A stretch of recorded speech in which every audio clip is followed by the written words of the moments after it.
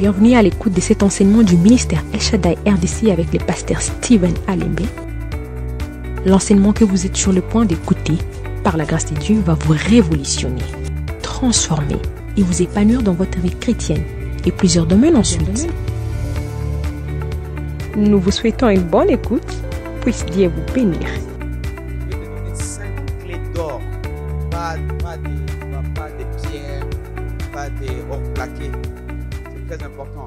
L'Église Shaddai, nous enseignons les gens connaissant que l'homme est en 3 dimensions, esprit, âme et corps. L'esprit, ça va au ciel. L'âme, ça connecte avec la connaissance. Et aussi, le corps reste sur la terre. Et l'homme doit être un tout pour que nous puissions aller à la hauteur. Si tu es actuellement là, tu as perdu ta dimension spirituelle, donc tu es là seulement scientifique et physique, tu as perdu ta dimension spirituelle. La Bible dit que tu es mort, même si tu es vivant. Ça, c'est Ephésiens 2:1. Donc, l'homme doit être un tout. Le spirituel doit connecter avec son Dieu. Le psychique doit connecter avec le monde scientifique, le monde des connaissances, le monde des gens et différentes choses. Vous devez vraiment développer votre façon de penser. Et aussi, en bref, votre corps doit être bien. Tu peux être un évangéliste fort et tu ne peux pas escalader cette montagne parce que tu ne fais pas les sports et autre chose. Donc, nous devons garder les tout. Et dans ces tout-là, vous trouvez que des visions que Dieu nous donne viennent de différents appels. Il y a des gens qui sont appelés différemment. Il y a ceux-là qui sont appelés à ministère à temps plein et d'autres sont appelés à ministère d'aide et d'autres sont appelés dans des différentes histoires pour aider les autres. La Bible est claire qu'il y a des gens qui sont appelés dans l'administration. C'est dans Corinthiens. Ils sont des administrateurs, ce sont des gens qui sont bien dans l'organisation logistique et autre chose. Donc, ce n'est pas seulement prier. Et si tu es là, tu ne sais pas ce que Dieu t'a appelé à faire, tu dois avoir un problème quelque part. Tu recherches-toi et trouve-toi. Tu n'es pas un hasard et tu n'es pas un accident. Tu dois être quelqu'un de spécial et Dieu t'a établi pour une grande chose. Je vais juste te donner quelque chose, 5 clés d'or pour t'aider à aller au-delà si vous avez une vision. La vision, c'est quoi? C'est la passion, la pression que vous avez, quelque chose que Dieu a déposé en vous, tellement que vous sentez quand vous faites la chose, vous trouvez en paix. Vous faites la chose, vous trouvez dans la joie. Vous faites la chose là, c'est comme si, même si on ne te payait pas, tu sens que tu es bien, tu as la paix, tu as la joie, tu veux vraiment le faire. Mon enseignant m'avait dit qu'il y a des choses qui nous procurent peut-être de moyens. Il y a job and work. C'est-à-dire, Dieu vous a appelé pour un travail, pas pour un travail d'être payé. Donc, si vous travaillez encore pour trouver seulement de l'argent, vous n'avez pas encore découvert la raison de votre existence. Et ça, je vous jette ça pour que vous puissiez savoir. Donc, si vous travaillez quelque part, pour que vous puissiez avoir de l'argent, seulement argent, sachez bien que vous n'avez pas encore trouvé votre raison, vraie raison d'existence. Parce que vous ne vivez pas seulement pour l'argent.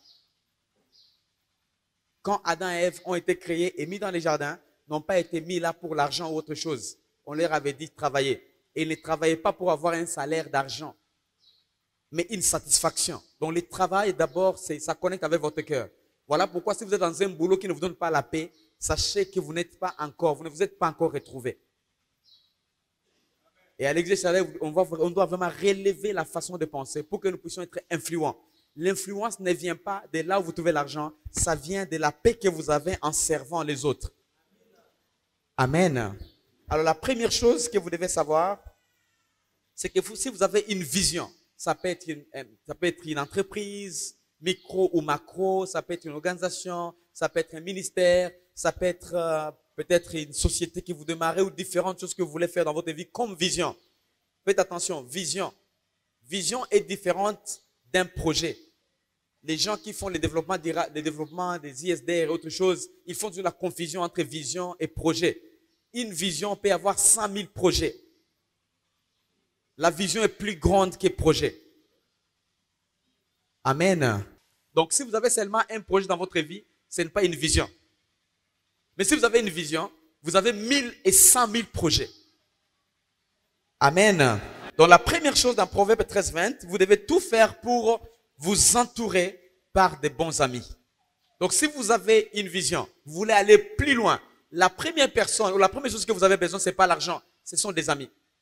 Des gens, des personnes qui vont vous encourager, des gens qui vont vous aider, pas en termes d'argent, mais vous pousser, vous aider à aller de l'avant. Faites attention, quand Dieu veut bénir, lorsque Dieu veut bénir ta vie, il amène une personne. Et lorsque Satan veut détruire ta vie, il amène une personne. Amen. Si Dieu dit aujourd'hui, je bénis, j'ouvre la porte de cette personne ici, va chercher une personne de n'importe quel coin du monde pour connecter à votre vie. Et si Dieu, Satan veut dire, je vais détruire sa vie, il amène une personne de n'importe quel coin du monde, il s'implique et ta vie est complètement cassée.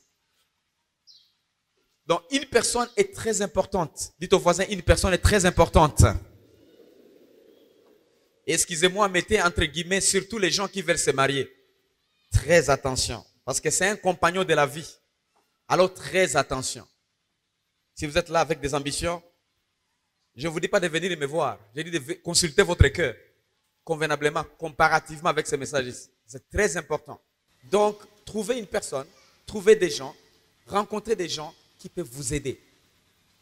Et là, ce sont des gens souvent qui n'auront pas de temps pour toi. Ce sont des gens, vous allez trouver les temps pour eux. Ce sont les gens qui n'auront pas souvent le temps pour toi. Parce qu'ils sont à un niveau, ils ont fait des... C'est comme les gens qui cherchent le parrain. Il y a des gens qui cherchent le parrain pour qu'ils aident seulement pour, tu vois, ces jours-là, ils vont trouver 2-3 voitures, et puis ils vont acheter l'habit, ils vont faire X, Y, Z pour m'aider. Mais ça, ce n'est pas un parrain, il t'accompagne. Amen. C'est très important. Trouve des gens qui vont vous aider à aller plus loin avec toi.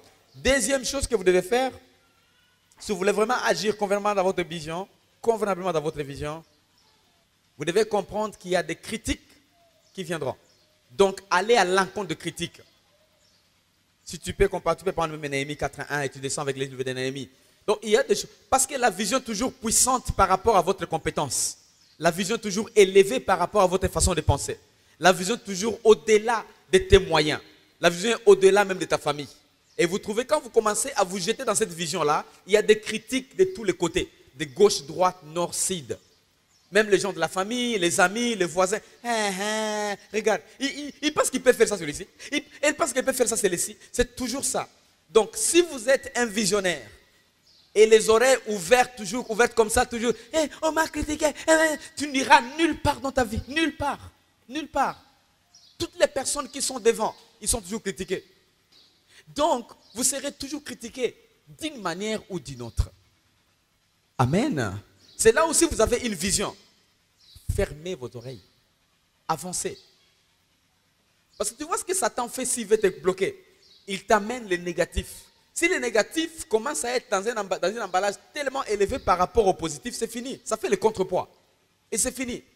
Et c'est là où ton entourage est très important. Tu veux aller plus loin, ce n'est pas seulement prier, amen, amen, amen, on va aller. Tu peux confesser, tu peux prier, tu peux gêner et tu échoues dans la vision. Parce que tu ne sais pas comment connecter avec quelle sorte de personne. Donc les critiques sont là. Laisse-moi te dire, si tu ne veux pas être critiqué, reste derrière. Si tu es derrière moi, comment je verrai comment tu es? Moi, je ne vais pas te critiquer. Mais si je suis devant toi, c'est tout à fait normal que tu vois. Regarde les oreilles. Tu vois ces oreilles-là. Tu vois ces oreilles-là. Tu vois ces oreilles. Tu vois comment tes cheveux commencent à finir dans sa tête. Tu vois comment... C'est normal parce que je suis devant toi. Mais si tu es derrière moi, comment je saurai? Et c'est là où tu veux être devant. Tu veux aller de l'avant. Tu seras critiqué. Quelle que soit ta bonté. Si Jésus était critiqué, alors toi. Mais on critique les morts. Tu sais comment il est mort? Tu sais comment il est mort? Il est mort. Il est déjà mort. Tu sais comment il est mort? Moi, j'ai critiqué quelqu'un qui est mort. Je dois critiquer comment je suis humain, je dois critiquer. Comme tu dois aussi critiquer. Mais maintenant, un visionnaire, quelles que soient les critiques, avance. Amen. Dites au voisin, avance. Avance. C'est très important, mon ami. C'est très important.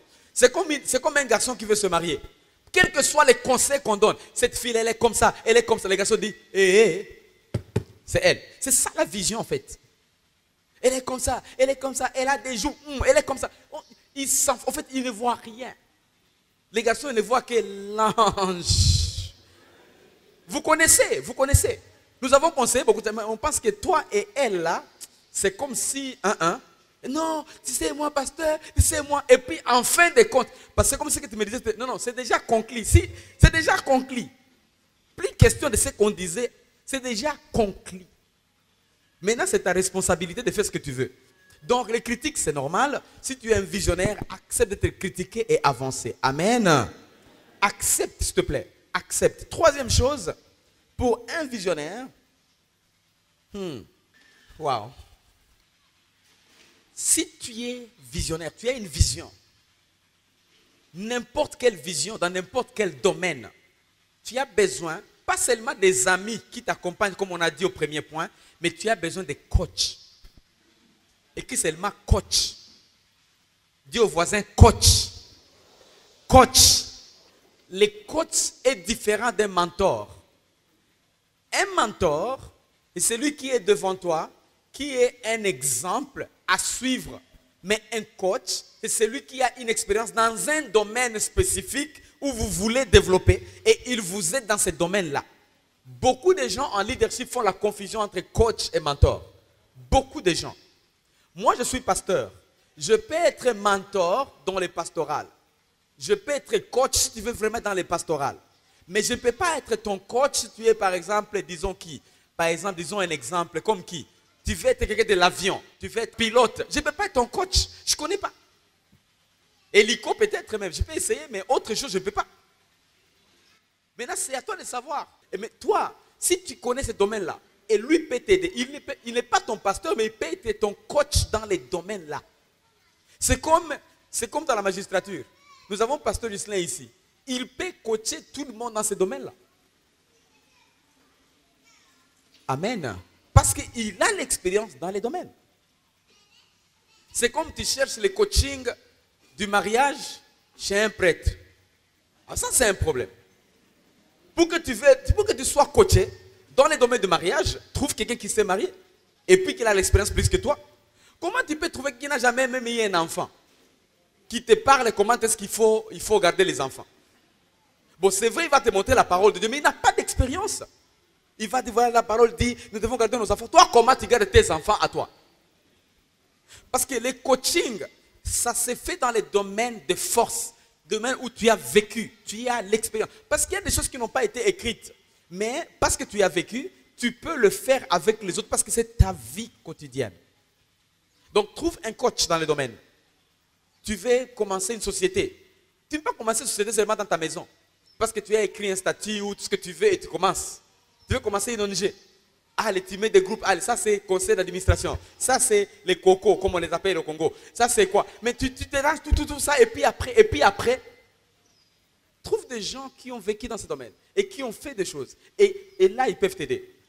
Tu veux commencer une société, une entreprise, une coopérative. Trouve des gens qui ont l'expérience. Ça peut être quelqu'un qui n'a pas étudié, mais qui a vécu. Je connais des gens qui ont terminé l'ISDER, mais qui ne peuvent pas faire l'animation du terrain, animer des gens pour vraiment sensibiliser les communautés. Ils ne peuvent pas. Alors qu'ils ont des licences. Donc le problème, ce n'est pas les papiers. C'est comme ça que le disciple-là est très important. Amen. Quatrième chose, pour quelqu'un qui a la vision. Si tu es vraiment visionnaire, tu as une vision. Tu veux aller à la hauteur avec ta chose. Comprends qu'il faut avoir la passion. La passion, ce n'est pas seulement une pression. Mais c'est une pression continuelle. C'est une pression de tous les jours. En fait, la passion, c'est quoi? Des fois, je dors, je me dis, Seigneur, je suis tellement fatigué, je ne veux rien faire, je veux seulement être là. Mais quand tu te réveilles le matin, la force se reprend à 100%. Ça, c'est la passion. Amen. Ça, c'est la passion. Donc, vous devez découvrir votre passion. Vous devez découvrir la passion. 1 Corinthiens 15, 58. Là, je ne vais pas lire, vous allez seulement méditer à la maison. Donc, trouve la passion et comprends que celui qui t'a appelé dans ces domaines-là, il va rémunérer ton travail. Beaucoup de gens, ils travaillent pour l'argent. Ils travaillent parce qu'ils sont motivés par les autres. Écoute-moi, la passion, personne ne te motive. Tu es motivé. Les anglophones appellent ça self-motivation. Tu es motivé par toi-même. Tu es poussé par toi-même. C'est comme ça que tu peux dire aux gens, moi, cette fois-ci, je vais laisser. Et demain matin, tu reprends la même chose. Parce que tu as une passion. Tu as une pression intérieure qui te pousse à aller dans le même domaine. Et la cinquième chose, soyez courageux. Dis au voisin, soyez courageux. Soyez courageux. Le courage, c'est comme mobile, c'est comme le véhicule qui t'amène sur un chemin de réussite là où tout le monde a échoué. Le courage, ce n'est pas manque de peur. Chaque fois que vous voulez aller dans une vision, et c'est une grande vision, la première chose qui te vient, c'est la peur. Est-ce que moi, je veux m'en sortir? Est-ce que moi, Et tu regardes ta famille, tu dis, tout le monde dans ma famille avait échoué. Et tu regardes, tu dis, tout le monde, mes contemporains ont échoué. Tu regardes le voisin, tous les voisins ont échoué. Seigneur, qu'est-ce que je veux faire? Est-ce que je veux vraiment m'en sortir? Ce qui vient. Et la peur vient. Et quand la peur arrive, tout le monde qui a réussi a une chose qu'on appelle peur. Mais la différence entre les gens qui ont réussi et les gens qui ont échoué, c'est le courage. Les courageux, ils ont eu peur, mais ils se sont dit, malgré ma peur, je vais y aller. Nous avons l'exemple de Jonas dans la Bible. Jonas, c'est vraiment un signe du courage. Jonas. Ne prenez pas Pierre parce qu'il n'était pas très courageux. Jonas était courageux. L'histoire s'est passée comment vous connaissez. Il voyageait et le bateau avait déjà un problème. Un grand problème. Et ce qui se passe, c'est quoi? On trouve qu'il doit y avoir un juif ici qui n'a pas obéi à son Dieu. Et on ne savait pas c'était qui. Et on a finalement découvert que c'était Jonas qui était en dessous. Et Jonas a dit ceci. Vous connaissez? Tout ce qui arrive ici, ça doit être à cause de moi. Jette-moi dans l'eau. Ça, c'est Jonas. Ça, c'est un exemple de courage. Pourquoi lui ne pouvait pas se jeter? Pourquoi? Parce qu'il avait peur. Très bien. Mais il était tellement courageux en disant, jette-moi. C'est moi le problème en fait. Jette-moi. Les gens courageux sont trop peu comme ça. Laisse-moi te dire, si vous ne voulez pas entendre cette vision-là, quelqu'un va manquer sa vie demain. Si vous ne voulez pas faire ce travail que Dieu t'a appelé à faire là, quelqu'un manquera sa destinée demain. Parce que la destinée de quelqu'un est connectée à la vision que Dieu t'a donnée. Amen. Juste un exemple simple. Ce que nous avons ici, ce que nous sommes ici, si je pouvais être désobéissant et moins courageux pour ne pas venir ici, je ne sais pas si on serait là aujourd'hui. Et c'est la même chose. Si toi aussi, tu es courageux et tu prends ce que Dieu t'a donné et tu mets en pratique et tu essaies de vivre ce que Dieu t'a appelé à vivre, quelqu'un trouvera sa destinée. Quelqu'un connectera avec sa vie. Quelqu'un trouvera du courage. Voilà pourquoi c'est très important que vous soyez courageux et que vous puissiez dire, jette-moi dans l'eau. Que le Seigneur te bénisse. Amen.